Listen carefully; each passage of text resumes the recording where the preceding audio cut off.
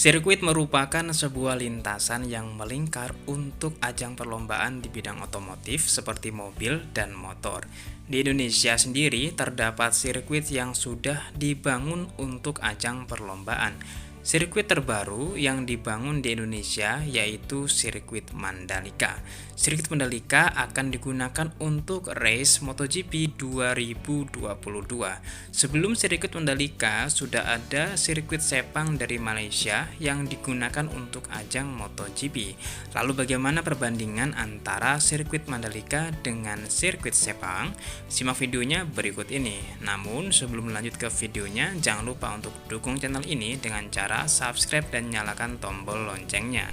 Jangan lupa juga untuk like dan share video ini ke media sosial kalian agar channel ini dapat memberikan manfaat bagi banyak orang.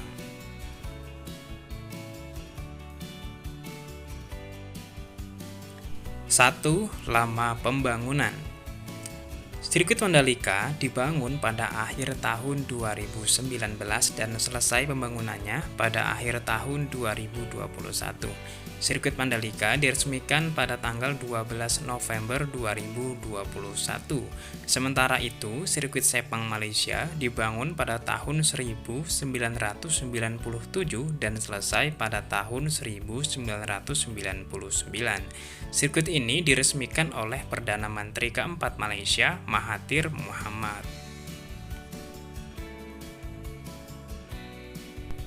2. Biaya konstruksi.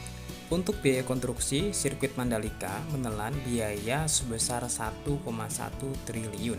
Biaya ini digunakan untuk pekerjaan dasar dan pembangunan sirkuit.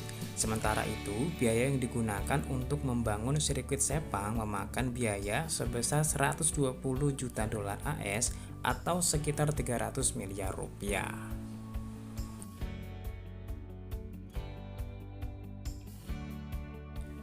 3. Kapasitas penonton.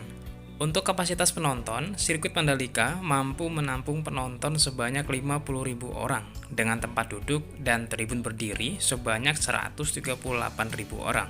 Sementara itu, untuk sirkuit Sepang Malaysia memiliki kapasitas penonton sebanyak 130.000 penonton sekaligus. 4. Aspal.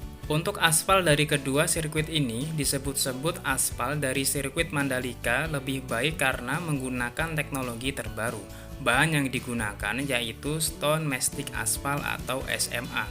Aspal ini memiliki permukaan yang rata dan tidak perlu dilakukan pelapisan ulang.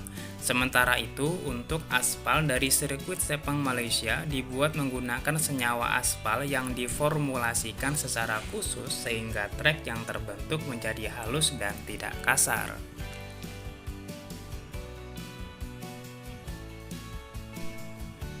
Demikianlah perbandingan antara sirkuit Mandalika dan sirkuit Sepang Malaysia versi channel kami.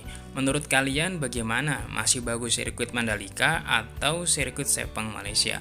Yang jelas keduanya sama-sama bagus dan digunakan untuk trek balap internasional.